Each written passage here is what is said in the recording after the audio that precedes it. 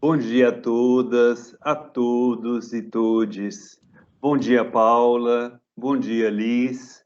É com muita satisfação que damos início a mais um dia do nosso webinário Mulheres Republicanas em Novembro, uma realização da Escola de Magistrados da Justiça Federal da Terceira Região, a EMAG, em parceria com a Comissão de Equidade de Gênero do DRF Terceira Região e com o apoio da Associação dos Juízes Federais do Brasil, a JUF, por meio da Comissão AJUF Mulheres.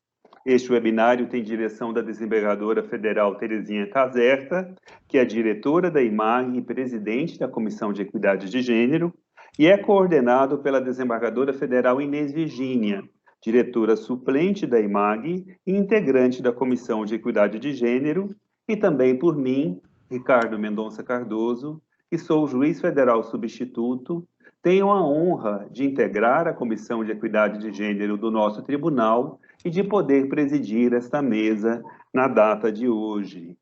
Antes de prosseguir, atendendo o protocolo da nossa escola para maior inclusão das pessoas que portem alguma deficiência visual, eu faço a minha audiodescrição e peço às nossas convidadas que procedam da mesma forma no início das suas falas.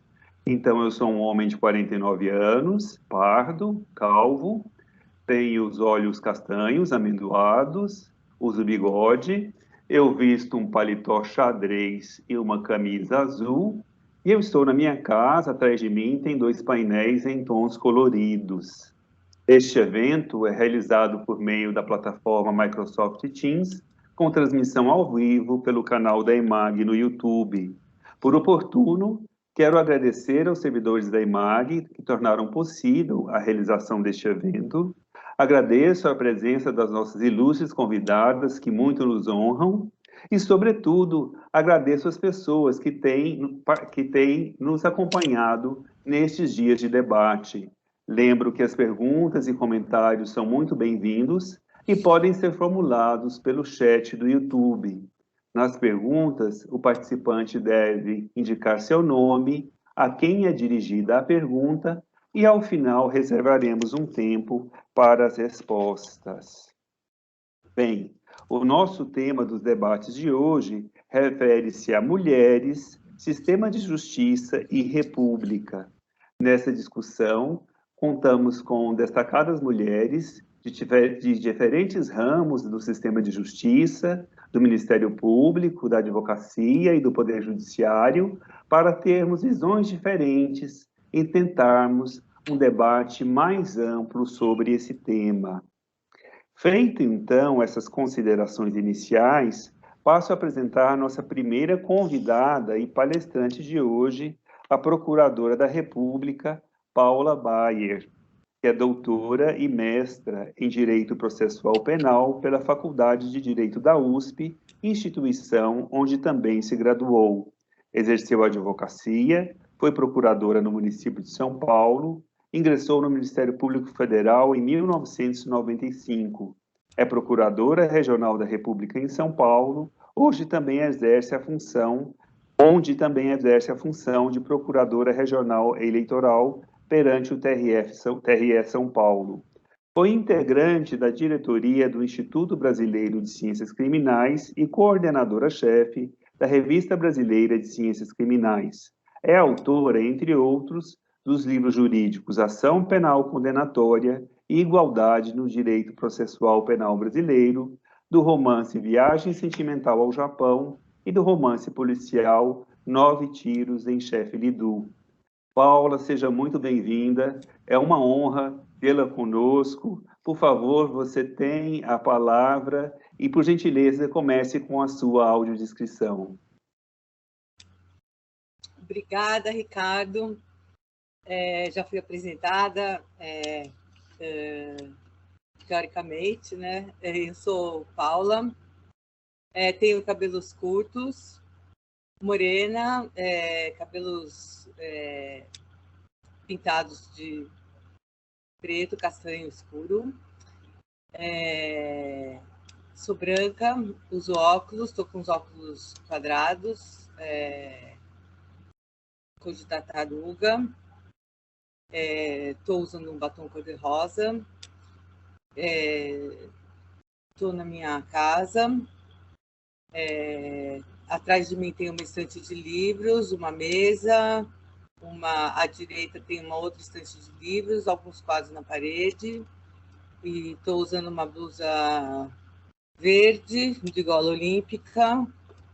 E é isso. Acho que não falta nada.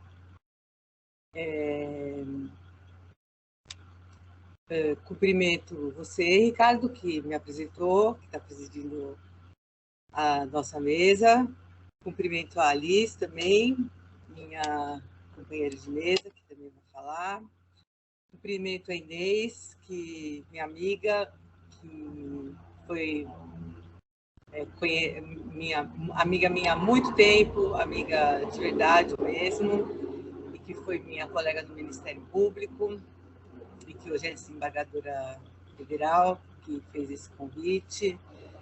Temos vários trabalhos juntos, publicamos vários trabalhos juntos, já temos várias parcerias na Procuradoria da República, fizemos vários trabalhos juntos. É um prazer estar com ela aqui mais uma vez, falando junto com ela sobre esse tema, e sempre temas que falam de igualdade, de democracia. E agradeço também o convite da doutora Terezinha Caserta, juíza, desembargadora que admiro muito, acompanho o trabalho da doutora Terezinha há muitos anos e agradeço o convite. É uma alegria para mim, mais uma vez, estar falando na Casa da Justiça. Muito obrigada. Esse tema é um tema... já falei algumas... Paula, desculpa, se você me permite, nós que temos a honra e a alegria de recebê-la, mas eu queria registrar que a Soraya Mendes acabou de entrar na sala, não sei se ela queria... Soraya, nós já iniciamos os trabalhos, vamos ouvir a Paula e, na sequência, passamos a palavra para você, tudo bem? Sim, bom dia a todas, bom dia a todos, bom dia a todos. Desculpem, choveu demais em Brasília, a internet está funcionando na força do pensamento positivo. Perfeito. Estou aqui acompanhando e me deliciando já. Perfeito, muito obrigado, Soraya. Seja você também muito bem-vinda. Me desculpa, Paula, por favor, você pode prosseguir com a palavra. Bom dia, Soraya, tudo bom? Tudo bem? Então, é um prazer te conhecer. E esse é um tema, eu já falei algumas vezes sobre esse tema e cada vez vou refletindo sobre mais coisas. E agora, mais ainda, porque agora estou ocupando essa função que é de Procuradora Regional Eleitoral, então acrescento mais reflexões ainda a esse importante tema das mulheres da República. E ontem eu estava aqui pensando sobre o que... e resolvi trazer algumas informações um pouco diferentes, assim, não só sobre a maneira como eu falo sempre, que começa assim com a minha trajetória. Eu esqueci de falar ali na apresentação que eu tenho 59 anos, né? Então eu nasci em 62 e é uma geração assim um pouco intermediária, porque é uma geração assim que já estava começando a sair... a minha geração acreditava que que estava havendo uma liberação, que eu, por exemplo, já fui criada para estudar e para trabalhar, não havia dúvidas de que eu ia exercer uma carreira profissional. Isso, na minha casa, pelo menos, meus pais sempre me diziam, e fui educada para trabalhar e estudar, né? O casamento viria ou não, isso não era a questão primordial na minha vida. Na minha família, o primordial era estudar. Fui educada para estudar e para trabalhar. E esse foi o meu norte e o norte dos meus irmãos, né? Na nossa família foi assim que aconteceu. E então não havia dúvida de que isso aconteceria de uma maneira muito tranquila, assim. Mas então, quando eu me formei, que eu sou da turma de 85 e toda a minha geração agora, com as minhas amigas, e com quem eu estudei na faculdade, muitas estão agora no Ministério Público Estadual, estão em funções assim meio equiparadas à minha função, nós temos nos encontrado e tudo, então nós vemos que a nossa trajetória, na verdade, não foi tão fácil como como eu, pelo menos, achei que seria tão tranquila.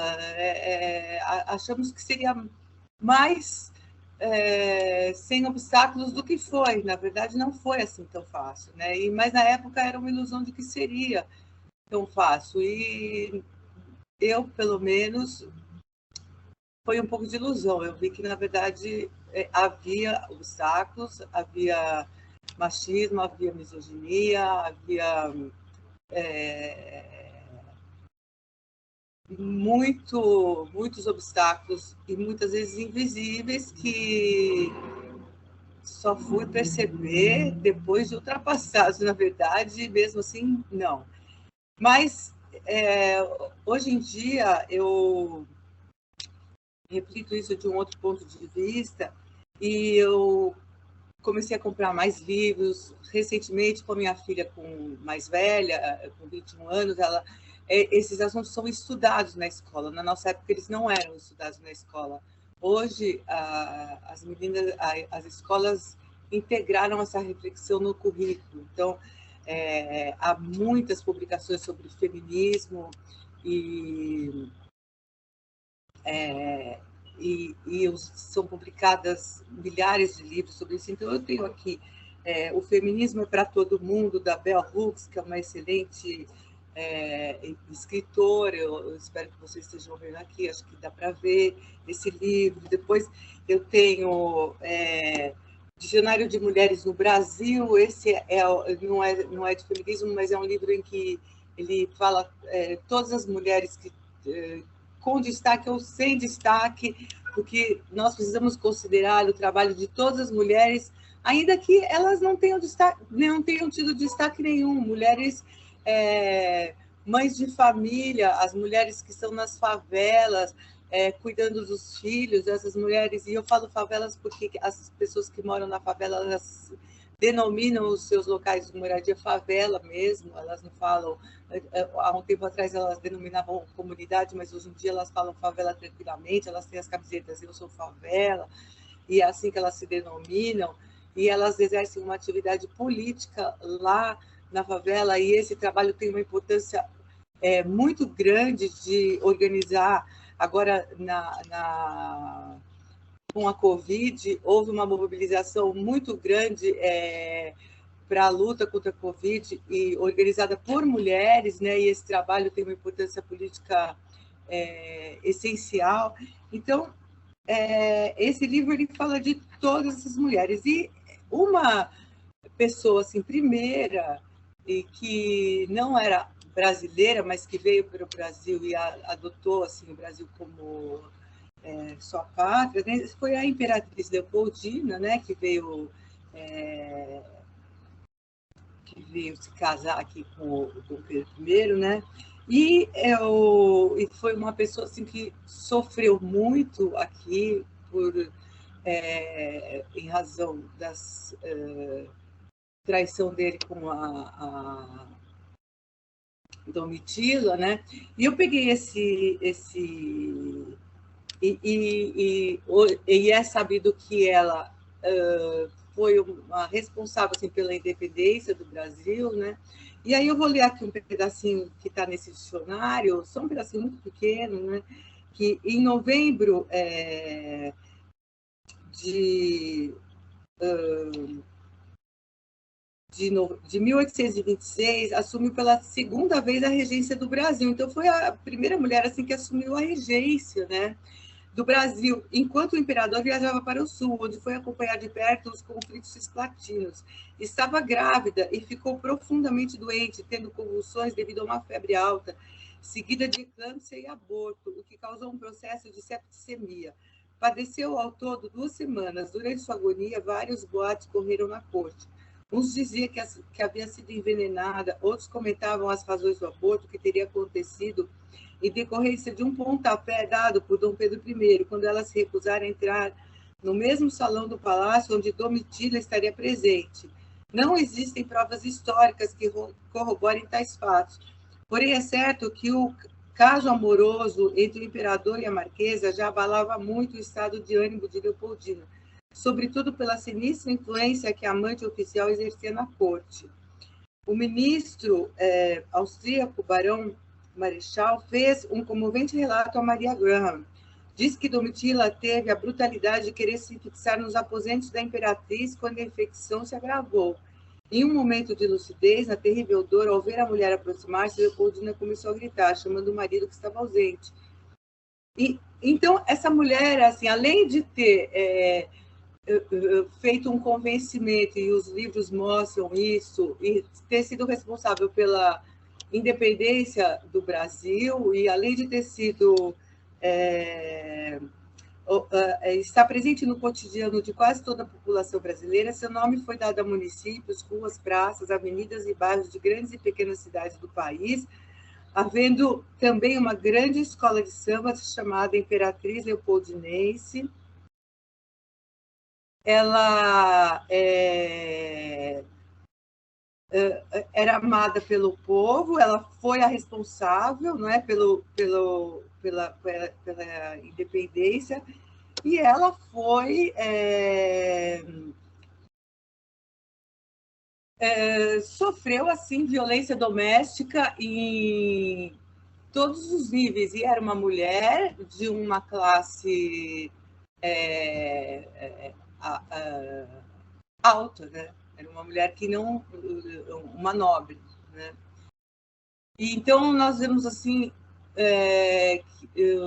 uma mulher na República, quer dizer, não era na República, era na monarquia, mas assim que começou uma atividade política importante, teve um papel político importante na história do Brasil e que teve esse sofrimento pessoal incrível, né? Depois, no mesmo livro, tem uma definição sobre uma escravizada peregrina, né? Hoje a gente não o vocabulário, a terminologia modifica, a gente não fala mais escravo, a gente fala escravizado, mas aqui no livro, na época que ele foi escrito, a palavra era escravizada. Então, peregrina, né? Ela vivia em Sabará, em 1858, e ela foi condenada a executada na forca pela morte de Maria do Carmo, que era a senhora dela. Então, ela foi condenada por ter matado a senhora dela. Por que ela matou a senhora dela? Porque na residência do casal, ela matou a golpes de machado e mão de pilão, Peregrina e mais as escravas, Rosa, as escravizadas. Rosa, Luísa, Tecla, Paulina, Quitéria e Jesuína, uma vez cometido o crime, refugiam-se na casa do advogado, onde foram presas. Peregrina, motivada pelos maus tratos infligidos por Maria do Carmo, no momento em que a escravizada Quitéria encontrava-se presa no tronco, atacou-a com golpes de machado. Foi uma vingança pelos infortúnios por elas vividos na mão de sua senhora. Então, a senhora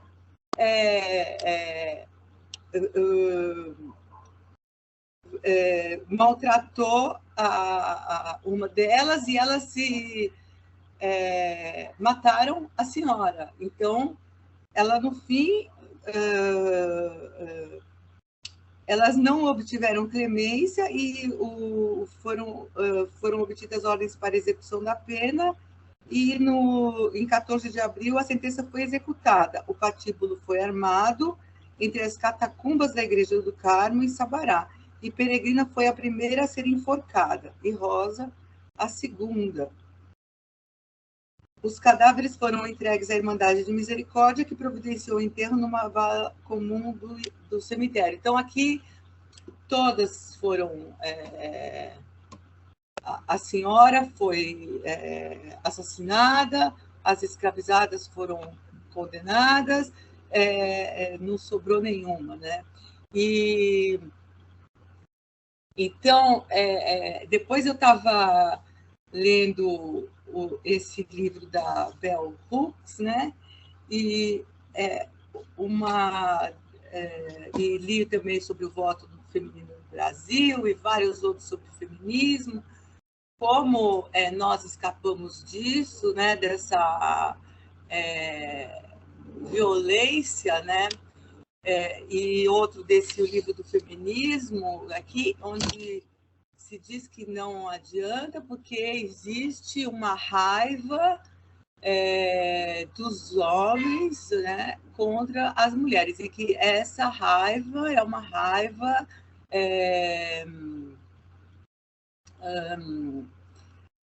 que é uma raiva, assim, não todos, eu não sou uma pessoa que generaliza, né? Eu não gosto de generalizar,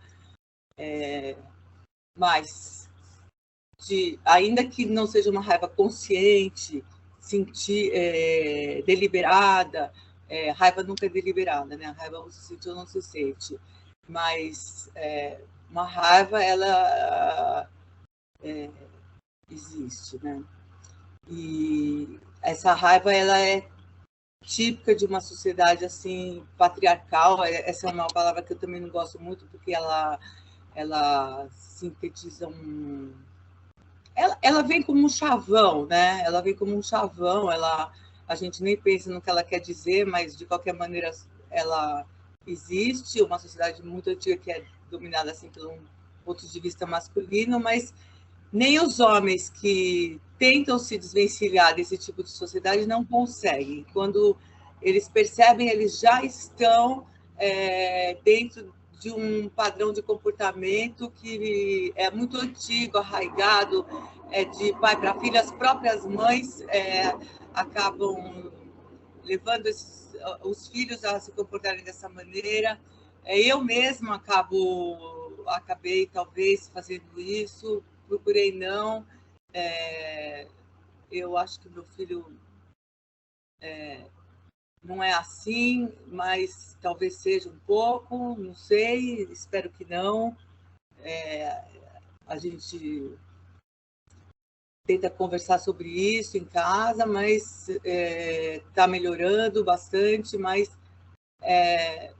a gente vê que, mesmo que os homens não queiram, eles são levados a esse tipo de comportamento. Então, é uma raiva que... E nesse livro eles falam, essa raiva existe, é uma raiva que a gente vê que aparece. E essa Bell Hooks, o que ela fala? Que a sororidade, sem sororidade, que é essa solidariedade feminina, isso não vai mudar. E o que significa essa solidariedade feminina? As mulheres não podem ser inimigas delas mesmas, elas têm que... E essa inimizade existe, a gente sabe que existe uma competição em casa, no trabalho, mães que competem com as filhas, filhas que competem com as mães, a gente sabe que inconscientemente isso acaba existindo. No trabalho, a competição entre as mulheres também acontece bastante, competição entre homens também, mas os homens levam isso com uma tranquilidade, eles já estão acostumados, eles brincam com isso, eles resolvem tudo com uma cerveja, é uma brincadeira, o futebol, sabe? Tem uma flexibilidade maior para resolver os conflitos, sabe? Uma conversa sobre futebol resolve muita coisa que, para a gente... Então, isso da sororidade é muito importante. E aí eu tenho pensado muito em sororidade, sabe? Eu acho que isso é melhor. E aqui no Brasil a gente teve né, que foi da segunda da presidenta Dilma, né? Que eu não vou entrar em razões se foi certo, se foi errado, se havia razão jurídica para isso, se não havia, se foi golpe, se não foi, mas o fato é que houve um impeachment de uma presidente mulher. Eu fico pensando se fosse um presidente homem, se teria acontecido da maneira que ocorreu. Tudo bem que foi no segundo mandato, mas eu me pergunto isso, se tivesse sido um homem ali, se teria acontecido da mesma maneira. Será que não foi tão fácil, sabe? São perguntas que eu me faço. E agora, a gente também não pode entrar no lado contrário de achar que então, porque a mulher também tem que ser, de um ponto de vista benevolente na questão jurídica, sabe? Que também tem que ter o lado da razão também no julgamento das questões jurídicas, né? Eu lá na Procuradoria Regional Eleitoral eu tenho me preocupado muito com isso, com respeito às ações afirmativas em relação às cotas femininas, os partidos, se há fraude, se não há fraude. Tudo isso tem que ser analisado com bastante cuidado. Então, ultimamente, na Procuradoria Regional Eleitoral, eu tenho me preocupado em prestar atenção nessa questão das cotas, né? E agora, nessas próximas eleições, nós vamos ter várias preocupações com as cotas em relação não só às mulheres, mas em relação às negras e negros, né? E aí são as várias maneiras de se garantirem a igualdade e a democracia no Brasil, que não diz respeito só às mulheres, também diz respeito em relação a toda a população LGBTI+, as mulheres, a negras, negros, pardos, índios, e garantir a democracia nessa diversidade brasileira que não diz respeito só a homens e mulheres, mas ao Brasil, e é disso que eu acho que a justiça eleitoral, o sistema eleitoral vai precisar cuidar esse ano. Então, nesse cargo que eu estou agora, é isso que acho que a preocupação vai ter que ser isso, né? E enquanto nesse novo feminismo, eu acho que de tudo isso que eu aprendi agora, eu acho que a sororidade realmente é o conceito que está me chamando atenção acima de tudo, né? Então, eram essas as palavras que eu tinha a dizer, e a preocupação com a violência, não só doméstica, mas a violência com as palavras, a violência institucional, a violência institucional que eu digo a violência no discurso, o discurso de ódio, o discurso nos diálogos de trabalho, nos diálogos na educação com as pessoas, no trato, a maneira de dizer as coisas, maneira de conversar com os colegas, maneira de discordar, maneira de dialogar. Eu acho que a gente precisa passar por uma fase em que a comunicação precisa ser cuidada. Eu acho que esse é eu, pelo menos, tenho me preocupado com isso, de me comunicar com elegância, com cuidado com o outro. Sem violência, sabe? Sem violência doméstica, sem violência doméstica, não só entre homem e mulher, assim que eu digo, mas violência em casa, com amigos, sem falsas mensagens dúbias, sabe? Eu acho que isso é importante. Então é isso. Muito obrigada, Ricardo. Muito obrigada, Paula, pela sua contribuição ao nosso debate. Suas palavras foram muito interessantes, suas colocações muito apropriadas e muito amplas, um panorama geral, realmente, sobre a situação feminina no Brasil e diante dos avanços no Poder Judiciário. Creio que você demonstrou com muita clareza esses avanços que nós temos conquistado ao longo das gerações, mas que há dificuldades muitas ainda presentes e nós temos muito o que avançar ainda. Achei muito interessante você colocar a importância de valorizarmos o trabalho de todas as mulheres, né? Não só das mulheres que se destacam no mercado de trabalho, mas de todas as mulheres que, de alguma forma, contribuem para a nossa sociedade e que precisam ser valorizadas. A sua fala também se conecta com o que nós discutimos muito ontem sobre esse apagamento, essa subvalorização das mulheres ao longo da história, no registro da nossa história, na memória coletiva e na sua representação nos espaços públicos, né? Nós percebemos que as mulheres, a contribuição feminina à construção da nossa sociedade acaba sendo subalternizada, esquecida, apagada, e isso é um ponto que nós precisamos também rever para que a gente possa avançar. É muito interessante as suas colocações sobre essa questão da raiva dos homens. De fato, eu concordo com você, eu vou usar essa palavra patriarcado. Só um minutinho, gente. Acontece essas coisas. Eu acho que talvez eu pudesse apresentar a Soraya.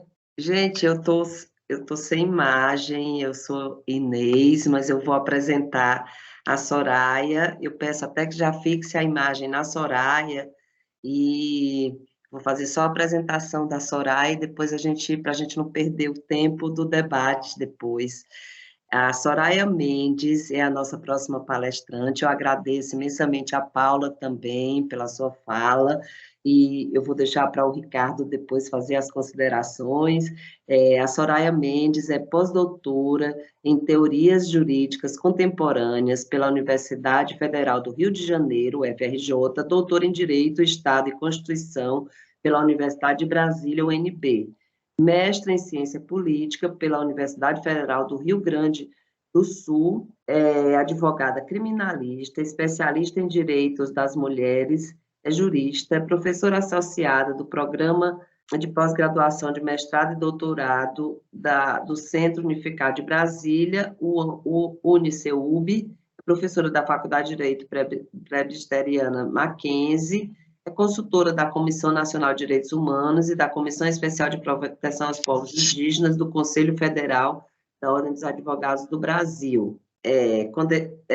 Coordenadora nacional do Comitê América Latina e Caribe para a Defesa da Mulher, o CLADEM, nas gestões de 2016, 2018, 2018 e 2020, autoras de diversas obras, dentre as quais Criminologia Feminista, Novos Paradigmas, Processo Penal Feminista, Pacote Anticrime, Comentários Críticos à Lei 13.964 de 2019. Eu vi que o Ricardo voltou. Ricardo, tomei momentaneamente Muito obrigado. mas sem imagem, para não poluir o ambiente. Mas eu peço que a Soraya faça a audiodescrição, e aí, Ricardo, agora você só volta no final. A sua fala é de 30 minutos, Soraya. Bem, agora sim, oficialmente, com muita felicidade, essas questões todas da internet fazem com que nós entremos e saímos da sala a todo tempo. Entendo perfeitamente o que aconteceu aqui, porque estou desde muito cedo também tentando conectar e contei com a ajuda, não dos universitários daqui de casa, porque ainda não tenho, mas eu tenho uma adolescente que deu um jeito de conseguir fazer funcionar o sistema para que eu pudesse estar com vocês todos, todas e todes aqui. Eu quero fazer aqui a saudação à JUF Mulher, à Escola da Magistratura, ao Tribunal Regional Federal, região, por este convite que muito me honra, por essa oportunidade, que eu não acredito que seja uma oportunidade de palestra, eu acho que é uma oportunidade de diálogo, e faço isso nas pessoas que aqui tenho na minha tela, diante de mim, do Dr. Ricardo Mendonça Cardoso, da doutora Liz Correia de Azevedo, e da mais do que querida doutora Inês Virgínia, que não está aqui na tela, mas que é uma presença marcante em qualquer sentido. apresento. Faço a minha autodescrição. Eu sou uma mulher negra, de pele clara, estou um pouco mais empalidecida em função desse ring light aqui, mas assim me autodeclaro e assim também sou compreendida pelos integrantes e pelas integrantes da minha comunidade, do povo negro. Tenho os cabelos cacheados que hoje estão presos em um rabo de cavalo. Não são muito compridos, são curtos, os meus cachos. Estou usando uma blusa com um certo brilho, é uma blusa prateada. Estou usando também um óculos, um tanto quanto grande, desses que destacam no rosto, um batom vermelho. Tenho atrás de mim as minhas estantes de livros. Eu estou na minha casa. Também há uma poltrona, onde, vez por outra, eu descanso um pouquinho, com uma leitura um pouquinho mais suave, um pouquinho mais amena do que aquelas que o dia a dia nos exige, como mulheres que tratamos do sistema de justiça criminal. E aqui um pouquinho do meu lado, na minha mesa, uma xícara de café. Café é importante para que a gente possa começar bem o dia e continuar. E uma caneca também com água. Então, com isso, estou me descrevendo para que todos aqueles e aquelas que me veem pela audição possam, de alguma forma, me visualizar. Pois bem, eu preparei aqui, e agora eu vou ter uma tarefa difícil. Eu acho que quando a gente começa, a tarefa sempre é mais fácil. Porque, normalmente, quando falamos na sequência, temos a dificuldade de falar, obviamente não de superar, mas de falar em nível de igualdade com o brilhantismo de quem nos antecedeu. Portanto, eu tenho esse ônus agora de falar depois da Paula. Então, isso faz com que eu tenha aqui uma obrigação redobrada. Por um outro lado, eu preparei aqui algumas questões que eu quero dialogar e quero colocá-las de uma forma bem mais ordenada, que dizem respeito a 3 pontos específicos que eu tracei, e eu espero que o doutor Ricardo e que da doutora Liz sejam muito rigorosos com o tempo comigo, porque eu sou uma pessoa indisciplinada em relação ao tempo. Eu gosto de falar. Acho que eu sou gaúcha de nascimento, moro há 15 anos em Brasília e o povo gaúcho gosta muito da palavra, né? Então, por favor, se sintam bem à vontade de mandar as diferentes mensagens aí até o ponto de desligarem realmente o meu microfone. Mas eu preparei 3 pontos específicos. Um deles é o feminismo como teoria crítica, o outro é a emergência do pensamento crítico, essas novas epistemologias, e a democracia paritária, que eu acredito que sejam pontos que consigam dialogar com esse tema tão importante que foi colocado para nós nessa manhã, do sistema de justiça e a presença das mulheres. Mas, como eu disse, falar na sequência sempre traz o ônus de tentar garantir a igualdade de brilhantismo. Não sei se vou conseguir, acredito que não. E também traz, por um outro lado, um bônus, que é o de poder dialogar com a fala anterior. E a fala da Paula foi uma fala instigante. Ela foi instigante para mim em 3 sentidos que eu quero abordar. O primeiro é porque ela começa trazendo as suas experiências, a sua experiência enquanto mulher, a sua construção de uma Paula menina a uma Paula mulher que hoje está dentro do sistema de justiça. E eu acho que isso diz muito para que a gente possa agora também já começar a compreender as diferenças nossas como mulheres. Hoje nós não falamos mais em mulher no singular, porque nós somos mulheres no plural. Uma pluralidade que se expressa da diversidade, da identidade de gênero, até porque nós não somos somente mulheres cisgênero, somos também muitas outras mulheres transgênero, e nós temos também as diferenças que nos colocam como mulheres negras como mulheres indígenas, como mulheres lésbicas, como mulheres com deficiência, ou seja, nós temos uma quantidade de diferenças. E a Paula começa contando a sua história, dizendo: eu fui criada em uma família onde o passo a ser dado por uma mulher era o passo do ingresso no mercado de trabalho, era o passo do ingresso nos espaços de formação intelectual e de conhecimento mais avançados. E a Paula se descreve também como uma mulher branca. E eu acho que isso é interessante, porque eu quero pegar esse ponto de vista. Primeiro, ponto de vista, porque ponto de vista é uma perspectiva epistemológica do feminismo, que se vale das experiências das mulheres para a compreensão dos mais diferentes fenômenos. Portanto, a experiência da Paula é uma experiência fundamental de um ponto de vista para compreender a sua experiência e que ela bem descreve como mulher branca. Pois bem, começo eu então compartilhando aqui uma experiência de uma mulher que se autodescreveu como uma mulher negra, de pele clara, mas uma mulher negra. E uma mulher negra nascida na periferia. Eu sou filha de um operário de fábrica. A minha família, ela é uma família que vem num momento de transição em que eu recebi as mesmas mensagens que a Paula.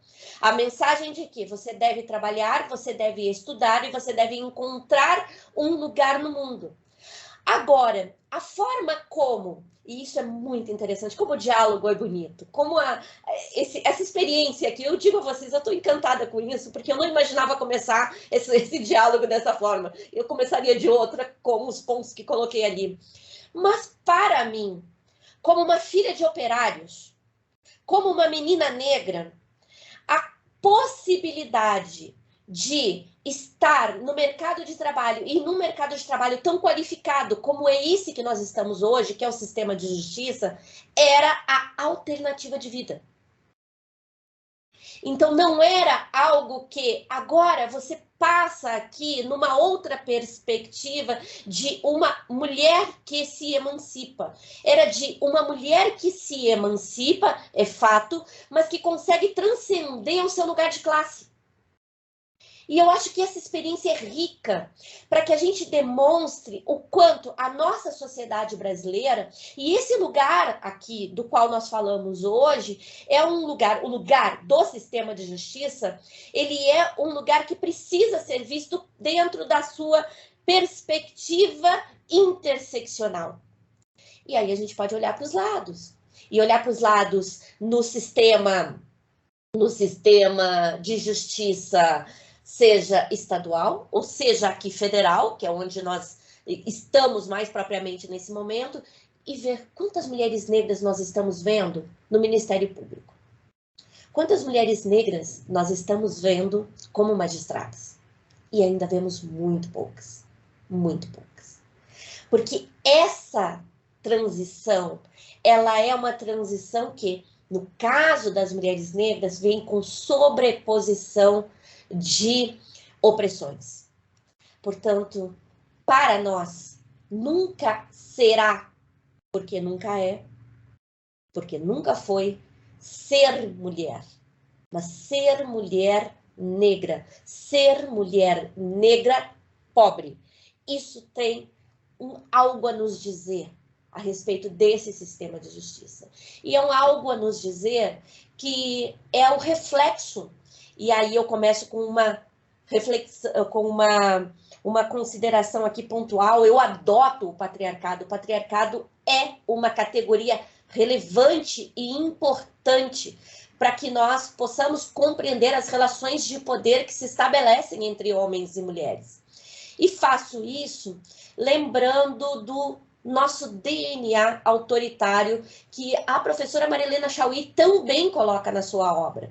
E eu faço isso dizendo, quando chegam ao Brasil estes que ocuparam as terras dos legítimos donos, das legítimas donas, estes e estas que estão lá no Supremo Tribunal Federal hoje, reivindicando que não se admita este perdão, que não se admita esta inaceitável violência que representará o marco temporal. Os portugueses, estes europeus, vêm da além-mar com a perspectiva de construção de riqueza a partir da terra que foi usurpada e a partir logo na sequência de uma terra que será explorada pela exploração dos corpos de homens e mulheres negros vindos de África. Temos a usurpação da terra e temos corpos que são explorados à exaustão para a produção da riqueza. E, por um outro lado, trazem eles e elas a estrutura patriarcal muito bem assentada já naquele momento do século XVI, que colocava mulheres em condição de subordinação por aquilo que eu chamo e acabo escrevendo nos meus livros de uma pedagogia muito bem estruturada pelos discursos teológico, jurídico e médico em relação às mulheres. Portanto, o patriarcado, a exploração de obra, a exploração da mão de obra negra escravizada e a usurpação da terra são as raízes dessa sociedade autoritária que nós temos. Isso é falar de gênero, raça e classe. Isso é o que se reflete em todos os lugares onde nós encontramos dificuldades de acesso a pessoas que não estão ditas ainda qualificadas para esses lugares. Por isso que nós temos o concurso público, ele é, num certo momento, extremamente democrático, e daí a quantidade imensa que temos hoje, realmente, de juízas em todos os lugares, de integrantes do Ministério Público, em todos os lugares do sistema, mas, por um outro lado também, que nós não enxerguemos ali, nos espaços efetivos de poder, estas mesmas mulheres, ainda que tenham acessado esse lugar. Então, como Paula colocava, eu achava que seria mais fácil. E ela fala de um lugar de mulher branca. E não foi fácil. Eu falo de um lugar de mulher negra e digo, não foi fácil. Não é fácil. Essa perspectiva é a perspectiva interseccional ou de sobreposição de opressões que Lélia Gonzalez nos coloca e que eu acho que é uma chave de leitura para a nossa manhã de hoje, de como nos entendermos dentro desse lugar. E aqui, um segundo aspecto também, ainda recorrendo à fala da Paula, que eu acho que vai acabar resumindo toda a minha fala e não vai ser ruim, não, vai ser ótimo, vai ser excelente. É a raiva. A Paula nos falava da raiva masculina. E raiva é algo que a gente precisa também compreender politicamente. Paulo Freire nos ensina que existe uma raiva que é uma raiva não motivada simplesmente pelo interesse da destruição do outro, mas existe uma raiva que se coloca como sinônimo de indignação. E essa raiva, ela se expressa algumas vezes em frases, em palavras e em tom de voz que são mal compreendidos. Quantas vezes, e é histórico isso, as mulheres são rotuladas como histéricas, como loucas, como descompensadas. Aquela juíza é uma descompensada. Aquela promotora é louca. Tantas coisas que ouvimos também, muitas vezes agora nesse meio virtual, infelizmente, com os microfones que acidentalmente ficam abertos e que nos ferem profundamente. E isso provoca uma raiva. Mas eu quero ressignificar essa raiva no sentido freiriano, realmente. Essa raiva ela é uma raiva de indignação. E essa indignação é o que nos move a querer mudar. É o que nos move à luta. Algumas de nós com um tom mais brando, mas ainda assim raivoso, porque é de indignação. E outras de nós, e aqui é onde eu me coloco, eu tenho vários amigos e amigas que dizem, você cáustica, e eu realmente tenho uma mão pesada no momento da escrita, e no mais das vezes também um tom pesado no momento que falo, mas ainda assim a mesma raiva, que é essa raiva da indignação, que é essa raiva do que quer mudar. E muito especialmente, do ponto específico, do ponto de vista das mulheres negras, isso tem também uma raiz na colonialidade. Vejam, o colonialismo foi superado, mas a colonialidade, enquanto referência epistemológica de compreensão dos indivíduos, homens e mulheres negras, e aqui falo de mulheres negras, não foi superada. Nós fomos construídos e construídas, e aí nós temos as mais diversas correntes teóricas a demonstrar como sub-humanos. E, portanto, com características que são características animalescas.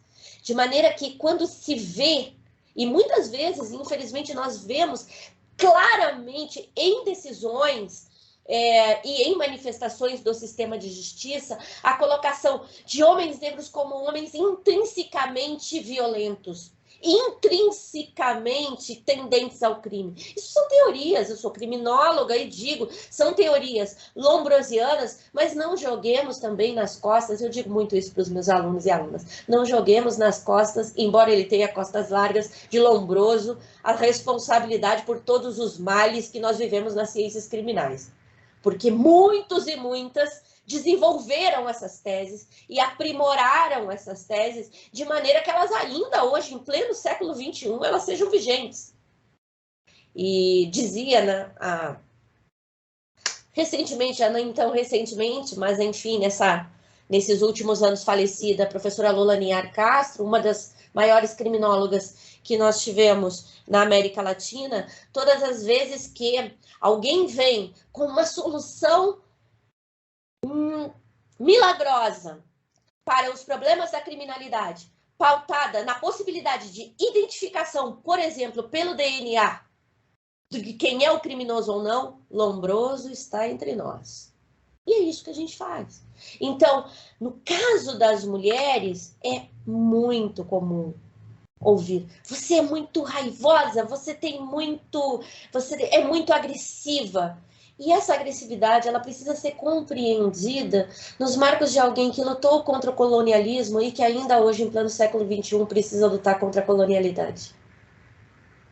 Portanto, as perspectivas que nós podemos ter a respeito do que é a comunicação e do que é uma comunicação não violenta precisam ser lidas com esses recortes. Porque estamos em uma sociedade que, infelizmente, eu não vou dizer nem que não chegou a superar a colonialidade, eu vou dizer que nós estamos num estágio muito atrasado de civilidade. Nós não nos encontramos em um lugar de civilidade. Eu vou abrir aqui um parênteses, ou melhor, vou abrir uma nota de rodapé muito rápida para exemplificar isso do meu lugar, enquanto sujeito de discurso, agora como advogada. Eu sou uma das signatárias da DPF 779, que foi apresentada ao Supremo Tribunal Federal para que não pudesse mais ser utilizada a tese da legítima defesa da honra. Tivemos uma decisão liminar favorável e depois tivemos a confirmação dessa liminar concedida pelo ministro Toffoli por unanimidade pelo Pleno do Supremo Tribunal Federal.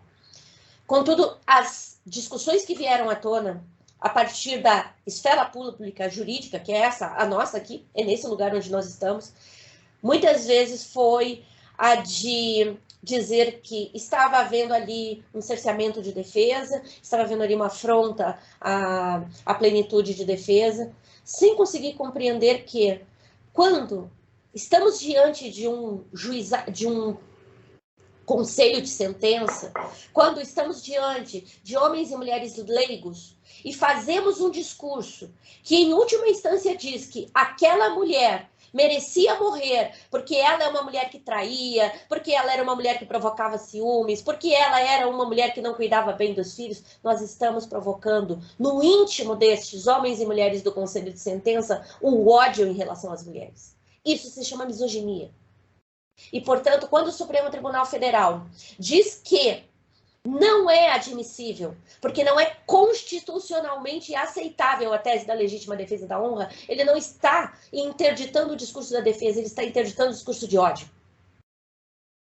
E compreender isso de uma forma enviesada, e agora eu volto para o texto, saio da nota de rodapé, é exatamente o mesmo ponto em que nós podemos tratar aqui o que significa uma comunicação não violenta, mas que algumas vezes se coloca como cáustica, como forte, como incisiva, de alguém que tem dentro de si uma raiva que é uma raiva histórica. Terceiro e último ponto, e agora eu já estou vendo aqui que já cheguei praticamente nos meus 25 minutos, me corrija, doutor Ricardo, mas sororidade. Eu tenho a mais absoluta afeição por este conceito. Conceito formulado por Marcela Lagarde, uma das feministas, uma das teóricas feministas mais bem conceituadas, e não só por ser bem conceituada, mas por ser uma referência em todos os estudos, mas especialmente no feminicídio, na América Latina, e por que não dizer do mundo. Nós brasileiros e brasileiras, e nós latino-americanos e latino-americanas, temos, isso é uma marca da colonialidade também, nós temos muita dificuldade de afirmar os nossos e as nossas como referências mundiais. A gente tem muita facilidade de dizer, Habermas é uma referência mundial. Por outro lado, nós normalmente falamos de Nancy Fraser, ou falamos de Bárbara Freitag, ou falamos mesmo de Lélia Gonzalez, enfim, como uma referência brasileira, como uma referência estadunidense. Por que nós não conseguimos, né, dar o tom, dar a estes e a estas, mas muito especialmente a estas, o título que merecem? Nós temos latino-americanos e latino-americanas que são, e brasileiros que são referências mundiais. Acabei de citar um, Paulo Freire é um. Então, e essa colocação aqui é importante nesse sentido em relação a Marcela Lagarde. Marcela Lagarde é uma das teóricas, das mais importantes do mundo. E ela formula realmente o conceito de sororidade, falando a respeito da necessidade dessa sororidade, dessa cumplicidade, dessa solidariedade entre mulheres. Porque, volto eu para os meus estudos anteriores, lá do tempo do doutorado, eu já sou doutora velha, como na academia se diz, a CAPES tem um critério de classificação que coloca quem tem mais de 5 anos, e eu já estou dobrando essa meta, dobrando essa meta desde a defesa do doutorado, como já doutores antigos, né, doutoras antigas.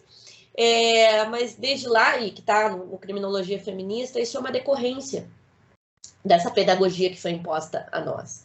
Porque essa pedagogia, ela trouxe consigo um discurso de que as mulheres não são confiáveis. E de que a ideia de maldade, que antes era considerada pecado e que passa a ser considerada também como crime, ou seja, a régua moral, ela é sempre utilizada para nos compreender. Então, nós temos desconfiança. Os homens foram ensinados, e por isso o patriarcado é muito importante enquanto categoria, porque o patriarcado dá a estrutura, e essa estrutura social, que a categoria gênero nos permite analisar como estes lugares específicos onde homens e mulheres são colocados. E os homens colocados para desconfiar das mulheres e as mulheres colocadas para desconfiar umas das outras. Esse lugar, ele é um lugar importante também para compreender a importância do feminismo, não como, aqui eu tenho certeza absoluta que eu não preciso fazer as distinções que são as distinções mais básicas para dizer o feminismo não é o contrário do machismo, as feministas não são essas mulheres que não têm o cuidado com o corpo e tudo mais. Eu acho que isso é um discurso tão raso que não merece o espaço nesse lugar aqui tão privilegiado. Mas de dizer que o feminismo, ele é um movimento social, mas ele é também uma teoria crítica. E enquanto teoria crítica, ele tem o condão de ser, ao mesmo tempo, praxis e teoria. Nós nos identificamos, e por isso eu comecei falando das experiências das mulheres, seguindo a trilha deixada por Paula, falando das experiências das mulheres também. Então, nós nos identificamos, nós produzimos teoria, que é uma teoria que tem, agora, no seu aspecto mais estrito, o condão de desvendar os poderes opressores das demais teorias. Por isso que nós não produzimos e não somos feministas circunstancialmente.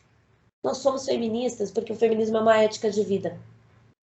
E ele é uma ética de vida, um projeto de sociedade que será libertador. E ele não é só libertador das mulheres. Como eu disse, não vou me prender aqui em falar do que é raso e dizer as feministas odeiam os homens. Não, porque o feminismo, enquanto projeto libertário, ele é um projeto de liberdade para as mulheres e também para os homens. Porque todos e todas nós, e todes, fomos ensinados e ensinadas nesta cartilha macabra de desconfiança, de opressão, de violência. E, portanto, Paula fazia lá referência ao filho, e eu também faço referência aqui, sou mãe de um adolescente. Nós queremos que estes meninos e meninas que estão chegando sejam já moldados em uma outra cartilha, que seja essa cartilha de liberdade.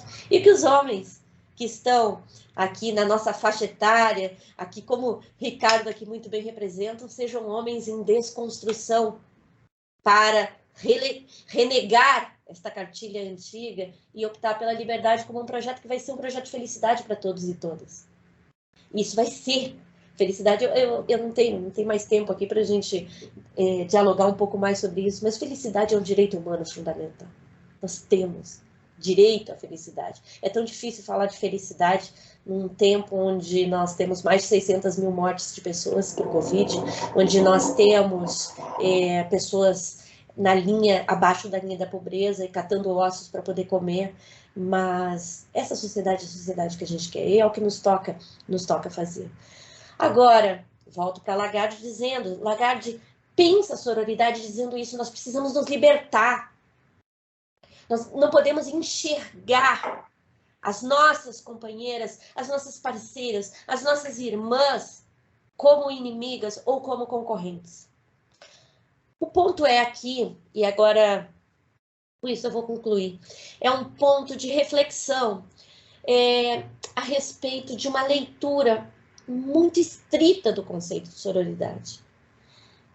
Estreita do conceito de sororidade. Sororidade não é cumplicidade. O que não nos tira, portanto, a capacidade de crítica em relação à atitude de outras mulheres. Precisamos compreender que sororidade, a solidariedade, não nos tira a capacidade crítica ou a necessidade crítica de mulheres que servem ao sistema patriarcal conscientes. Agora fala aqui alguém das ciências criminais, bem nos marcos de alguma coisa que eu já abandono, digo de passagem aqui, e que me perdoem quem não é da área, mas abandono o finalismo, mas vou me valer de um conceito finalista de como uma ação ou omissão consciente e voluntária dirigida a uma finalidade. Existem mulheres que servem ao patriarcado de forma consciente e voluntária, sabendo que essa é a finalidade. E essas mulheres merecem crítica. Porque a perspectiva de construção feminista, muito especialmente depois dos aportes que foram trazidos e das críticas trazidas pelo feminismo negro, é uma construção de sociedade onde uma puxa a outra. Parece uma frase de cartaz, né? Parece uma frase de panfleto. Melhor, para que estejamos um pouco mais adequados aos tempos, parece uma frase de card. Parece um card. Uma puxa a outra. Mas é isso. Sororidade, a ser compreendida, acredito eu, de uma forma substancial, demanda ser compreendida como esse complexo de obrigações que cada uma de nós temos de trazer outras mulheres. E jamais de sermos adversários de outras mulheres sem perdermos a capacidade crítica daquelas que servem ao patriarcado. E hoje nós temos exemplos terríveis, em altos cargos, de mulheres que servem ao patriarcado, e o patriarcado mais arcaico, o patriarcado à lá século XVI nesse país. Portanto, penso que sororidade precisa de uma pimenta. E essa pimenta vem de um conceito formulado por uma teórica feminista brasileira chamada Vilma Piedade, que fala em dororidade. Vilma Piedade escreveu um livro que eu recomendo a todos, todas, todes. Eu já usei dororidade no outro livro, Processo Penal Feminista. Dororidade passou a ser, para mim, eu debato com a própria autora do conceito, e ela diz assim: dororidade é um conceito, dororidade para mim é uma epistemologia. E aí, mas como você é a dona do conceito, a dona do pensamento, eu vou me render a você. Mas para mim é uma epistemologia, ou seja, é uma outra lente com a qual eu enxergo os fenômenos. Depois de dororidade, para mim, todas as perspectivas que analisamos as relações entre mulheres, elas são diferenciadas. Porque ela implica uma sororidade em profundidade. O que significa isso? Nem todas as mulheres sentem as mesmas dores que nós. E ela falava isso, Vilma Piedade, das mulheres negras, ela dizendo: o que existe entre as mulheres negras não é sororidade, é dororidade. Porque a maioria de nós é de mulheres que não conseguiram fazer, agora uso eu aqui como exemplo, essa transição de classe. Essa transição entre o não ter um arcabouço intelectual e conquistá-lo. Isso ainda é a realidade da maioria das mulheres. E isso faz com que nós nos olhemos umas às outras e enxerguemos a nossa dor, que é a dor da exclusão. E assim, das mulheres que estão nas filas penitenciárias para visitar seus filhos e maridos encarcerados, assim estão as mulheres encarceradas, que são a maioria de mulheres negras também, e que, portanto, compartilham dores. Entre as mulheres negras, o que existe mais do que sororidade, o que existe é dororidade. E eu me aproprio da dororidade, e lá nos meus escritos falo de dororidade entre as mulheres das ciências criminais, me pautando nele para compreender como nós somos parceiras, somos companheiras ou somos irmãs, na medida em que compartilhamos as nossas dores de sermos mulheres ainda relegadas a espaços subalternos de produção de conhecimento. Quantas vezes nós estamos, minha querida Alice, em uma sala de audiências e alguém olha e diz assim: muito bonito isso aí que a senhora fala, né, doutora? Mas não serve aqui na audiência, não. Isso é discurso, isso é para outro lugar. Quantas vezes nós estamos tentando buscar enfim, eu sou uma mulher privilegiada, porque tenho publicações pelas maiores editoras desse país, mas eu sou um exemplo raro, e eu não falo isso com vaidade, eu falo isso como denúncia. Mas quantas vezes, muitas de nós está com um livro, com uma tese, com uma dissertação maravilhosa que precisa chegar à público e que não encontra espaço no mercado editorial. Portanto, nós... mais do que sororidade, e essa solidariedade, nós estamos compartilhando dores. E, portanto, eu acredito que a dororidade nos sirva para compreender que esse uma sobe e puxa a outra significa dizer que também, e essa é a filosofia do Ubuntu, de que eu sou porque nós somos. Eu sou porque você é e assim nós somos. Então, essa trilha, eu acredito que seja a trilha que nos faz pensar como nós nos identificamos dentro também desses espaços ainda tão restritos para nós. Quem compartilha conosco as nossas dores? Quem realmente está do lado e te dá a mão e diz: vem comigo, minha parceira, vem comigo, minha companheira, vem comigo, minha irmã. Vamos juntas, minha parceira, minha companheira, minha irmã. Eu passei do tempo, mas não li o discurso que preparei para o dia de hoje, mas eu estou muito contente em não tê-lo feito, porque eu acredito que tenha tido uma oportunidade de diálogo aqui que para mim foi engrandecedor. Muito obrigada, muito obrigada, muito obrigada mesmo. Soraya, nós que agradecemos. Foi muito rica, muito densa, um conteúdo maravilhoso da sua exposição, E não se preocupe com o tempo, porque de fato valeu a pena nós podermos ouvi-la até o final. Muito interessante, muito importante a sua preocupação com essas interseccionalidades. E nós percebemos que o Brasil é formado por uma pluralidade de mulheres, mulheres tão diferentes, que vivem, que suportam, que atravessam experiências diferentes, mulheres negras, mulheres indígenas, mulheres lésbicas, mulheres trans, entre tantas outras, que suportam diferentes situações de opressão. A Paula, como você mencionou, essa questão da raiva masculina, e eu compartilho muito do que você colocou em relação a que esse projeto do feminismo, esse projeto da igualdade ou da equidade entre os gêneros, é um projeto de felicidade para todos, todas e todes, né?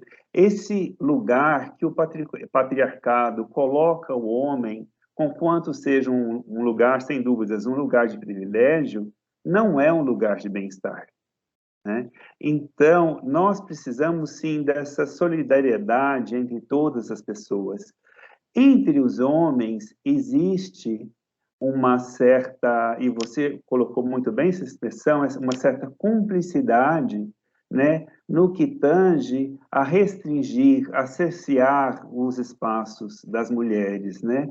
E, Ana, isso passa muito pela questão das palavras, né, como a Paula colocou. As palavras e as colocações verbais têm uma função de mostrar que em determinados espaços as mulheres não são admitidas, ou elas devem ser admitidas numa segunda posição, elas não são bem-vindas, as suas opiniões, as suas colocações não são aceitas. Inclusive, nós temos aqui um comentário da Ana Carolina da Veiga Jardim Pérez, que comenta: se até no STJ há patriarcado entre os ministros, vídeo desrespeito com a ministra Azuzete há 2 dias, que inclusive foi objeto, nessa situação, foi objeto de uma nota da AJUF Mulheres. Nós temos também essa situação das mulheres, né, que reproduzem o machismo. Isso, no nosso primeiro dia de debate, nós chamamos a atenção, né, que não basta, porque no primeiro dia de debates nós falávamos sobre as mulheres e a política, não basta votar em mulheres, precisamos votar em mulheres que estejam comprometidas com esse projeto de mudança. E, naturalmente, a sociedade precisa entender a posição de assertividade, às vezes até de agressividade, das pessoas e das mulheres que foram lesadas, que foram caladas, silenciadas por tanto tempo.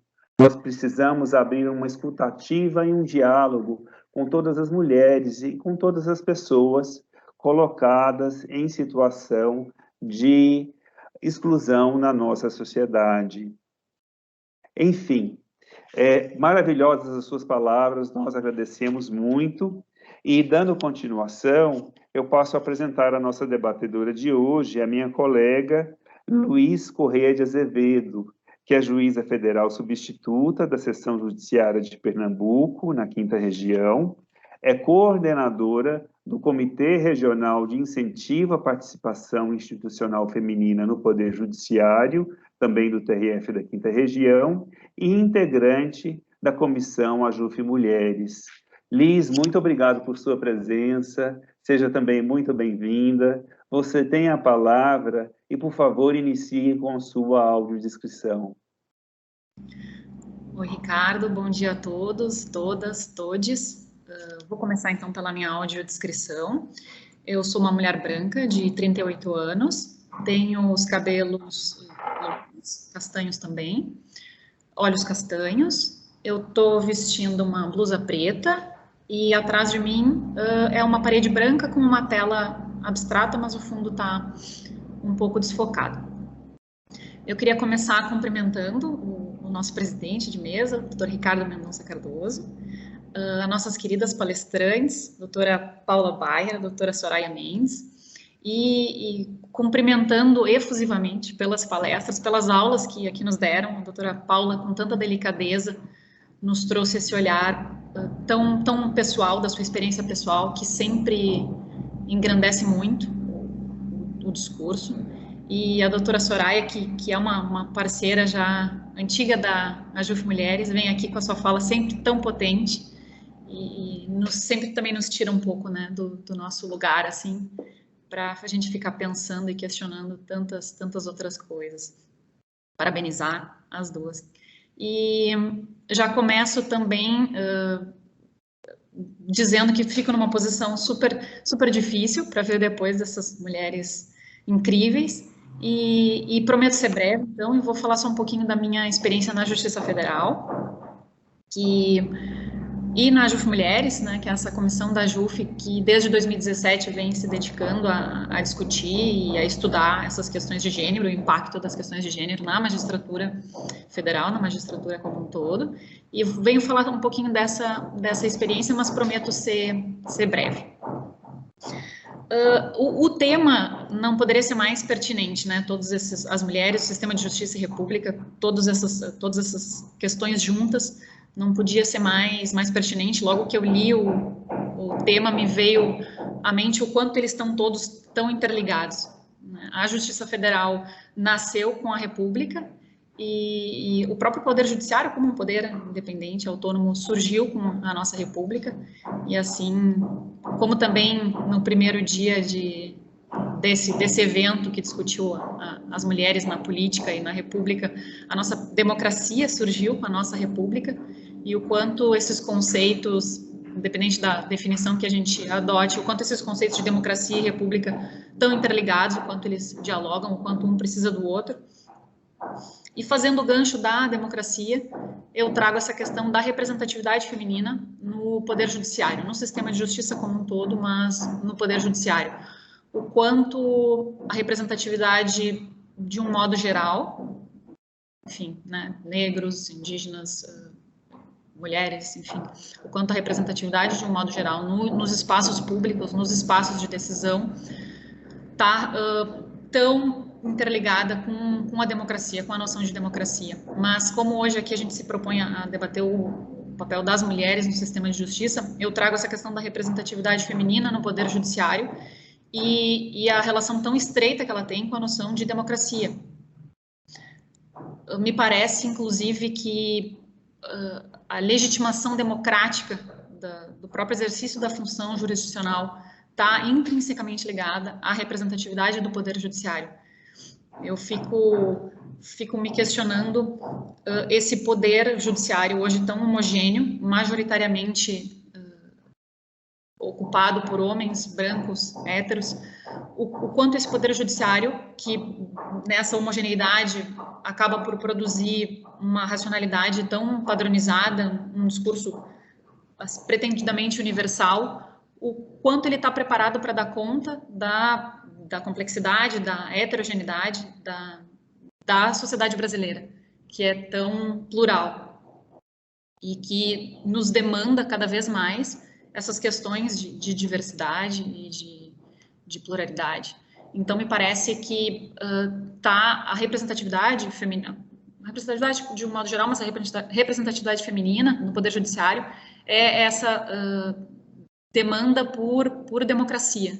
Está muito relacionada com a democracia. A doutora Fabiana Serve, uma professora pesquisadora que também colabora muito com a AJUF Mulheres, ela questiona como construir democracia a partir da desigualdade. E nessa linha é justamente isso, como que o Poder Judiciário vai fazer justiça, como ele constrói justiça, sendo ele próprio tão desigual ainda, né? Enfim. E daí, nesse ponto, eu trago algumas estatísticas que, para elucidar essa questão da representatividade. As mulheres hoje são 38% das juízas no Brasil, é uma média e engloba todos os ramos do Poder Judiciário brasileiro. E eu digo que é uma média porque a gente observa sempre na entrada da carreira um número maior. Hoje nós somos 45% de juízas substitutas no Brasil, mas como a doutora Soraya também mencionou na sua fala, conforme a gente vai subindo na hierarquia do Poder Judiciário, esses números vão caindo, e hoje a gente tem somente 25% de juízas de segunda instância. E o dado que mais chama atenção é que esse número está estagnado. Teria aquela ideia, muita gente já falou sobre isso, que, e também agora linkando com a fala da doutora Paula, que na verdade tudo seria simples a partir de que as mulheres começassem a entrar no Poder Judiciário, que então naturalmente elas ascenderiam na carreira, que essa desigualdade espontaneamente desapareceria e que essa questão da representatividade não seria mais uma questão, mas infelizmente não é o que as estatísticas mostram. Essas estatísticas, esses números da representatividade feminina, eles estão estagnados. O percentual de mulheres, de juízes na segunda instância, há 10 anos atrás, era 24,9%, e hoje, 10 anos depois, é 25,7%. Então, em 10 anos, a gente não deu conta de sequer aumentar um ponto percentual nessa participação feminina na segunda instância. Então, fica nítido que não é uma questão que vai se resolver espontaneamente. E daí a gente realmente comprova essa ideia de que, apesar de as mulheres estarem tendo mais acesso, né, aos cargos iniciais, elas não conseguem subir na carreira e ocupar essas posições justamente de liderança, ou enfim, esses espaços de decisão dentro do Poder Judiciário mesmo. E então fica essa questão das próprias promoções, né, da dificuldade das mulheres ascender nas carreiras, que tem uma série de fatores, mas, enfim, é uma questão muito mais cultural do que interna. E eu digo aqui, trago um dado, quanto mais se sobe, né, nos tribunais superiores, esse número vai reduzindo cada vez mais. Nos tribunais superiores é só 13% de mulheres. E eu ainda trago um dado que é muito triste, que é do TRF da 5ª Região, que eu faço parte, que a gente hoje não tem nenhuma mulher no tribunal, e só teve na história do tribunal da 5ª Região uma mulher que veio do 5º Constitucional, que nem era uma magistrada de carreira. Então, é uma situação bem peculiar de baixa representatividade. E na linha da fala da Soraya, a questão das mulheres negras, enfim, ainda é muito pior. Hoje a gente conta com só 6% de juízas negras no Brasil, que se a representatividade feminina já é baixa entre as mulheres negras, esse número é realmente ínfimo. E daí eu fico com a questão se não vai se resolver espontaneamente, que a gente observa, os números estão nos mostrando, não caminha por si só, isso não vai, né, se resolver. Qual que é o caminho, né, por onde a gente pode trilhar? Me parece, e daí também já, enfim, a gente acaba se repetindo, né, mas é que enfim, é isso mesmo. O primeiro passo é reconhecer o problema, é reconhecer que temos um problema. E como a Soraya falou, como a Paula falou, a gente tem homens, claro, mas a gente tem mulheres que ainda estão com dificuldade de reconhecer o problema, que ainda funcionam muito na lógica do patriarcado. Então, o que a gente precisa de maior representatividade, a gente precisa de mais espaços, mas a gente precisa que esses espaços sejam ocupados de um modo qualificado. A gente precisa que esses espaços sejam ocupados por mulheres e por mulheres que sejam sensíveis a essas questões, que enxerguem esses problemas, todas essas dificuldades que a gente discutiu aqui, que a gente vem discutindo. Precisam ser mulheres sensíveis a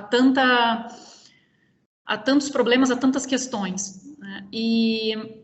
E daí uma pesquisa que também a doutora Fabiana Sérvia, que traz uma pesquisa, me chamou muito a atenção o quanto que juízas, consciente ou inconscientemente, o quanto elas próprias tentavam apagar qualquer traço de gênero no exercício da sua função jurisdicional como uma forma de sobrevivência, como um mecanismo de defesa, para que assim elas pudessem ser minimamente respeitadas ou acolhidas naquele meio, que já é tão hostil à presença feminina. Então, o que a gente nota é que as mulheres que conseguem entrar, elas ainda, por uma necessidade, às vezes inconsciente, elas acabam se mimetizando com o meio e reproduzindo justamente aquela lógica dita universal, aquela racionalidade padronizada do homem branco heterossexual. Então, a gente precisa porque a gente vem com essa ideia, né, que a doutora Paula mencionou, de que não teríamos tantas dificuldades. E quando a gente começa a sentir esses estranhamentos, a gente não sabe muito bem nem de onde eles vêm. Então, a ideia é a gente precisa realmente reconhecer que temos um problema, né, e ocupar esses espaços com mulheres que reconheçam que temos um problema, que a gente consiga ocupar de uma forma qualificada esses espaços. E sempre ampliar os espaços de debate, como a gente vem fazendo aqui, esse evento tão importante, que a gente consegue discutir esse tema que nos é tão caro. A gente precisa cada vez ampliar mais esses espaços de discussão. E, sem dúvida, né, trabalhar por mais políticas públicas que consigam, de alguma forma, nos atender, consigam minorar essas dificuldades, consigam, de alguma forma, ir abrindo espaço, abrindo caminhos para que a gente consiga ir aos poucos, né, trilhando uma ideia de maior representatividade, uma representatividade mais igualitária, em que todos os atores sociais consigam fazer parte do judiciário e dos espaços de tomada de decisão na nossa sociedade. Para não ficar um discurso tão pessimista, né, nessa linha de políticas públicas, a gente teve alguns avanços nos últimos anos. Esse ano mesmo, o CNJ editou 2 recomendações, uma sobre o uso da flexão de gênero na comunicação dos tribunais, que é uma conquista importante, e também uma recomendação sobre a adoção de protocolo de combate à violência doméstica contra as magistradas, que ainda é um tema também tão polêmico, assim, né, enfim, mas que é preciso, que é necessário. Nós temos uma resolução desse ano também, sobre os grupos uma recomendação desse ano também sobre as bancas de concurso, de paridade entre homens e mulheres nas bancas de concurso, que também parte dessa ideia de que lá na origem, na seleção, a gente vai conseguir também uma composição mais paritária. E já a resolução um pouco mais antiga, de 2018, a 255, que trata dessa política nacional de incentivo à participação feminina no Poder Judiciário e que acabou gerando frutos pelo país. Sei que na 3ª região ela também gerou frutos, assim como na 5ª, que acabou dando origem a esse comitê que hoje eu coordeno lá e que a gente vem tentando discutir essas questões e encontrar caminhos. E nem um mês atrás, o nosso protocolo de julgamento com perspectiva de gênero, o CNJ também editou, que também vem na linha do que a JUF Mulheres vem buscando, vem trabalhando essas discussões da gente conseguir também melhorar a prestação jurisdicional, né? Um olhar mais cuidadoso para essas questões tão sensíveis de gênero no momento em que a gente também está prestando a jurisdição, na ideia da gente sair justamente dessa racionalidade tão padronizada que às vezes não nos permite questionar muito mais. Eu vou me encaminhando para o final, a minha ideia era ser breve mesmo, as nossas queridas palestrantes já deram um show, e eu só queria deixar, não chega a ser bem uma pergunta, é um questionamento, uma troca de ideias. Queria deixar essa realmente uma dúvida, até que ponto, porque se fala muito de políticas públicas, né, que a gente precisa de mais políticas públicas, que esse é o caminho, enfim, ou um dos... Até que ponto, porque a gente vem vendo nesse evento, né, aqui do TRF da 3ª região, há 2 dias já, o quanto as mulheres não estão presentes nos mais variados espaços públicos, né? No primeiro dia foi a política, ontem foi a questão da memória coletiva, o quanto não temos mulheres nesses espaços, hoje o sistema de justiça, o quanto as políticas públicas que partem desses espaços públicos, espaços de decisão, o quanto as políticas públicas que partem desses espaços podem realmente, efetivamente, servir como instrumentos para combater essa falta de representatividade que a gente vem falando, né, nos próprios espaços de onde essas políticas públicas são elaboradas e de onde elas partem, né? Fica a ideia enfim, é possível, podemos apostar nessas políticas públicas como realmente um caminho a ser trilhado de forma otimista? Será que é uma saída? Eu parabenizo de novo as nossas queridas palestrantes, agradeço mais o convite, é uma honra poder estar aqui debatendo esse tema, e obrigada mais uma vez. Muito obrigado, Liz, pelas suas palavras, suas considerações muito oportunas, muito apropriadas, esclarecedoras, e trazendo, inclusive, dados concretos muito interessantes. Com certeza, e nesse ponto a sua fala foi muito feliz, o Poder Judiciário, o sistema de justiça, somente será democrático quando incluir a representatividade das mulheres, quando nós podemos contar dentro do seio dessas instituições, com o lugar de fala das mulheres negras, das pessoas LGBTQIA+, dos povos indígenas e tantos outros grupos minorizados. Se a justiça se construir sempre a partir da visão do homem branco, hétero e cis, nós não vamos alcançar uma justiça verdadeira, uma justiça inclusiva e democrática. E acho que você colocou muito bem, a gente consegue perceber que isso não vai se resolver de forma espontânea, de forma automática. Vai ser preciso mesmo um engajamento, uma luta, como nós referimos antes, um engajamento de toda a sociedade para que nós possamos promover essas mudanças. Bem, tem vários elogios às nossas palestrantes, às nossas participantes. Tem uma pergunta da doutora Inês para a Soraya.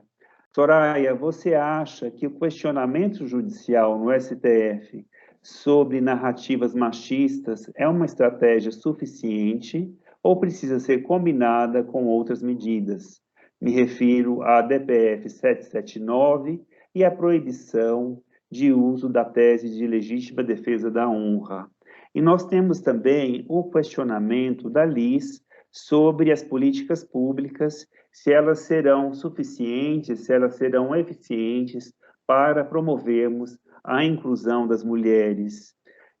Nós já estamos um pouco adiantados da hora, então eu passo a palavra para a Soraya e, na sequência, para a Paula e para a Liz fazer os comentários sobre essas questões, e já pediria as suas considerações finais, então. Então, eu lhe passo a palavra, Soraya, por favor. Bem, primeiro, muito obrigada, Liz, por todas as suas contribuições, essa contribuição para esse nosso diálogo, essa nossa manhã aqui tão rica, e realmente, assim, estarrecedor, 6% de mulheres negras no contexto todo da magistratura. Isso é um número que grita, né?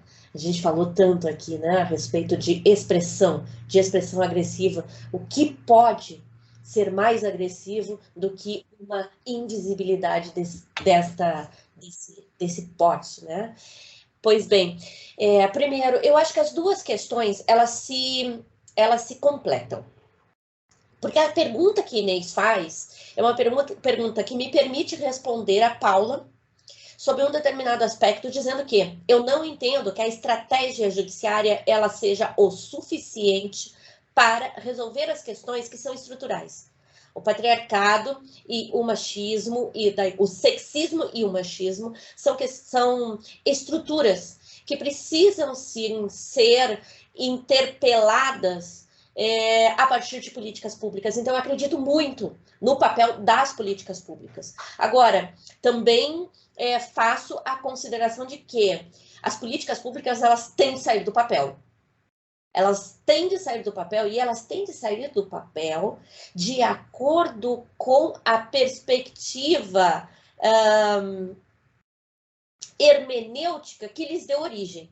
Porque muitas vezes nós temos políticas públicas que são muito bem formuladas, e nós formulamos bem, vamos lá, nós formulamos boas políticas públicas. O que é a Lei Maria da Penha, senão uma das leis saudadas pelo mundo inteiro? Agora, nem tudo que ali está sai do papel, e muitas vezes o que sai do papel sai dentro de uma outra perspectiva de interpretação, uma perspectiva hermenêutica que não diz respeito àquilo que era na origem. Então, eu acho que isso é importante. Me permite, portanto, dizer a Inês que não acho realmente que a estratégia judiciária ela seja a estratégia única e não seja a única e não é a suficiente. Penso que precisamos trabalhar incessantemente e de uma forma vigilante políticas públicas. Agora, a pergunta do Inês também me permite, em um minuto, dizer o seguinte. Eu entendo que para nós, que somos atores, atrizes do sistema de justiça, é o que nos toca fazer. Eu acredito no direito como um instrumento de transformação social, acredito no direito como este instrumento capaz de não modificar a cultura, mas de provocar abalos de maneira que a cultura possa ser modificada. E nesse sentido, eu acho que é muito importante que nós tenhamos iniciativas, não só por essa, porque poderíamos citar tantas outras e de tantos outros grupos, não essa especialmente porque estive também à frente, mas de tantos outros grupos. E me parece também algo fundamental nesse contexto todo que a DPF 779 se coloca, que é o fato de que cheguem ao Supremo Tribunal Federal as demandas dos grupos específicos a partir das discussões das suas próprias esferas públicas. E aí eu desloco aqui da questão das mulheres e passo para a comunidade LGBTI+. Eu acho que foi um ganho tamanho que nós tivéssemos a criminalização da LGBTI mais fobia. Não temos tempo aqui para discutir a respeito disso com maior profundidade, mas me parece paradigmático que a comunidade LGBTI+, chegue ao chão do Supremo Tribunal Federal, reivindique por si, por sua voz, na sua vez, os seus direitos e diga: estamos sendo mortos, estamos sendo mortas, estamos sendo discriminados. Isso provoca uma ruptura com os padrões epistemológicos anteriores. Com isso, a gente produz um outro direito. Então, eu acredito que aqui, agora sim, num lugar um pouco mais restrito do que nós podemos fazer, nós não vamos resolver com vocês, muito especialmente como magistrados e magistradas, eu aqui do lado de cá como advogada, na provocação com as minhas petições, os problemas estruturais existentes. Mas eu acredito que as nossas petições, as nossas sentenças, os nossos pareceres, lá no caso da Paula, são, sim, instrumentos fundamentais para que a gente consiga também contribuir para a modificação da cultura. Então, eu defendo ardentemente a estratégia judiciária, não como a única, mas como uma estratégia que é fundamental. Faço aqui, então, agora as considerações finais, dizendo que, para mim, foi uma alegria tamanha participar desse evento, de compartilhar com todas, todos e todos que aqui estiveram. Eu já estou fazendo uma publicação aqui para informar todo mundo que me segue também nas redes sociais, especialmente no Instagram, que está gravado, né, pelo YouTube aqui da escola, e que as pessoas se deliciem com esses debates aprofundados e que trouxeram tantas referências importantes para nós pensarmos a realidade presente para que tenhamos uma realidade futura diferente dessa. Muito obrigada. Muito obrigado, Soraya. Nós que agradecemos, as suas palavras são realmente potentes e encorajadoras, e apesar de todas as dificuldades, nós temos esperança que nós possamos avançar cada vez mais nesse tema, rumo a uma sociedade mais justa, mais democrática para todos, para todas e para todos. Paula, você quer fazer então suas manifestações? Quero sim, Ricardo, obrigada. Oi, Liz, tudo bom? Gostei muito da sua fala. Te cumprimento agora. Tudo bom? Soraya também, foi um prazer te ouvir. E, Ricardo, aquela hora você também gostei de ter ouvido você falar. Então, eu estava ouvindo vocês aqui tudo sobre as políticas públicas. Eu acho que elas são indispensáveis. Eu acredito que se não tivesse havido políticas públicas, a gente não teria conseguido o que a gente conseguiu até agora, e ainda que falte muito, eu acho que as políticas públicas são essenciais. Elas não são suficientes porque eu também acho que a educação, a conversa, o diálogo, eu sou fã do Paulo Freire também, eu já li muito, leio ainda. Eu acho que Paulo Freire é indispensável para a gente no dia a dia, não só para a educação, mas assim como uma leitura filosófica de entendimento pessoal, as entrevistas dele, as cartas de Guiné-Bissau, o modo como ele compreende a alfabetização para adultos, os textos dele são muito inspiradores, a maneira como ele compreende a vida. Eu acho que tudo isso esse diálogo, essa comunicação, tudo isso é importante. Eu acho que isso vai se consolidando nas comunidades, nos núcleos, de uma maneira a formar uma opinião diferente das pessoas em geral. Mas sem as políticas públicas, a gente não avança politicamente. Então, eu acho muito importante. E em relação às mulheres na política, por exemplo, às vezes algumas ações elas se voltam contra as próprias mulheres, elas próprias são rés, né, numa dessas ações, elas são usadas para fraudar algumas inscrições dos partidos. Então, isso às vezes é um pouco chato, mas é o preço que se paga para que se tenha essa política pública. Então, são algumas políticas públicas, às vezes, elas, num caso concreto, elas podem não dar muito certo no caso individual e concreto, mas elas ainda assim são necessárias e elas vão sendo aperfeiçoadas no dia a dia, no decorrer dos anos, no aplicar das leis, e o judiciário vai cuidando disso, as decisões judiciais vão se aperfeiçoando, os juízes e os advogados, o Ministério Público, as partes vão cuidando para que isso vá sendo aperfeiçoado até um ponto em que elas provavelmente não serão mais necessárias. Eu acho que a gente está numa evolução constante disso. Então, eu acho que as políticas públicas são indispensáveis, né? Alguém fez uma pergunta aqui sobre individual, como que a gente faz para fugir das artimanhas da ambiguidade do discurso, da violência no trato pessoal. Eu acho essa pergunta muito importante, né? Como fazer para fugir de uma violência no diálogo que acontece muitas vezes uma piadinha, um comentário maldoso? Isso acontece muito no trabalho. Como que a gente faz para fugir? Às vezes você ouve um comentário e só quando você chega em casa você percebe: eu devia ter respondido aquilo de tal maneira, podia ter falado isso, por que eu não falei? Você viu o que ela falou, o que ele falou? Por que a gente não falou isso? Mas...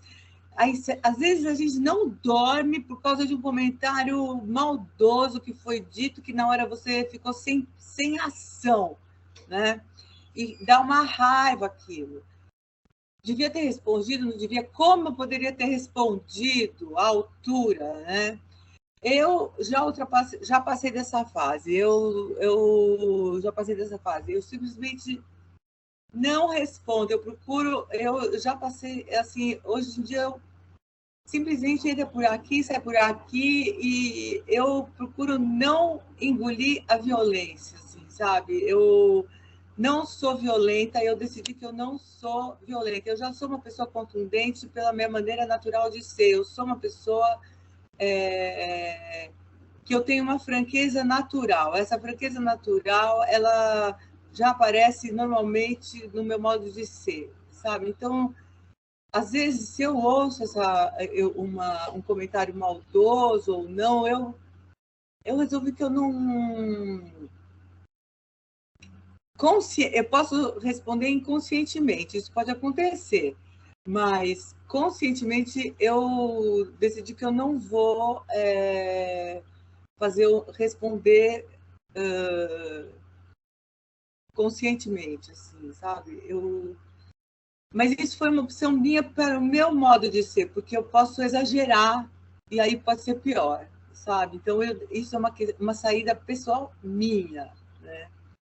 eu acho que cada pessoa tem que encontrar a maneira que dá paz para ela depois. Se para ela é melhor, se ela conseguir responder com elegância e de uma maneira que ela não se prejudique depois, que aquela agressividade não se volte contra ela, e ela porque às vezes você dá uma resposta que fica pior, que no fim é você que vai sair como...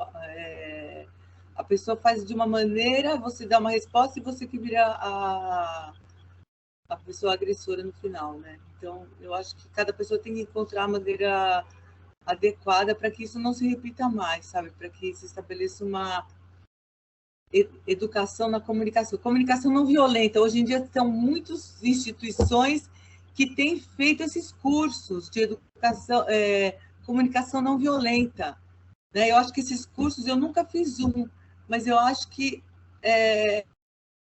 seria uma alternativa as instituições começarem a pensar nesse tipo de...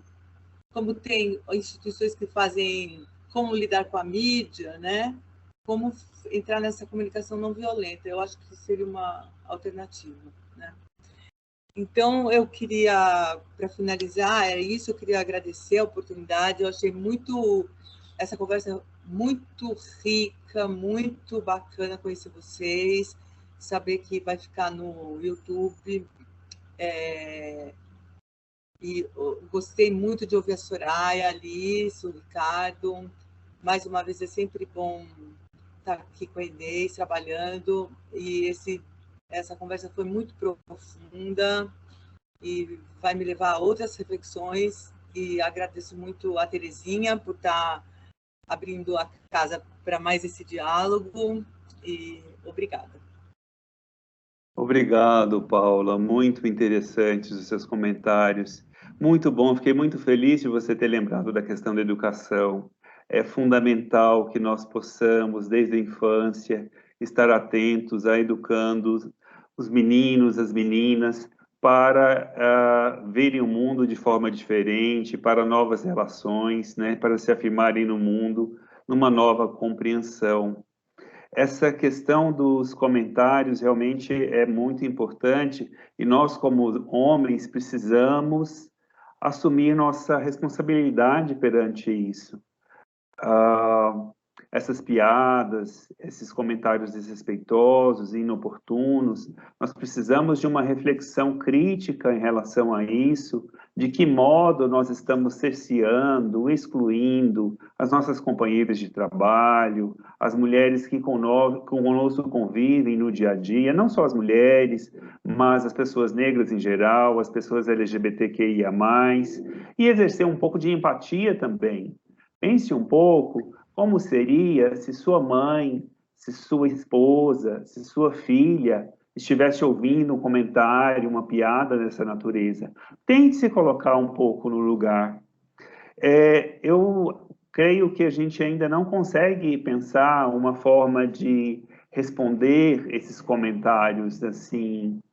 A gente ainda não tem um amadurecimento de protocolos ou de formas ou de regras para responder esses comentários, mas é muito importante, como a Paula comentou, que não seja uma resposta violenta. Eu acho que nós precisamos, as mulheres precisam se colocar diante desses comentários para defender seu território, defender seu espaço, mas que seja uma resposta assertiva, né? Uma resposta que afirma o seu próprio direito, mas que reconhece também a dignidade do outro, apesar da diferença das opiniões, da diferença das posições. Enfim, combater violência com violência não leva a nada, mas eu creio que as mulheres precisam, sim, cada vez mais se impor diante desses comentários inoportunos e marcar seu território, seu espaço. Bem, então, eu agradeço a Paula e passo a palavra para a Liz. Então, para minhas considerações finais, eu queria só deixar essa reflexão, que eu acho que é bem isso que a doutora Soraya, a doutora Paula já falaram. A ideia é realmente a gente, cada uma, fazer a sua parte, fazer o que está ao nosso alcance. No dia a dia, a gente vai fazendo o que realmente a gente acredita e o que pode, Também acredito nas políticas públicas, acho que ainda que não sejam assim, suficientes por si só, eu acho que é um caminho, é bem isso, a gente vai indo com tudo que está ao nosso alcance. Já foi bem dito aqui também, mas também sou uma entusiasta da educação, acredito que a educação, tanto em casa, quanto um aprimoramento mesmo do ensino jurídico no país, para que essas questões possam ser discutidas já desde cedo e de uma forma mais técnica, acredito que seja também o caminho.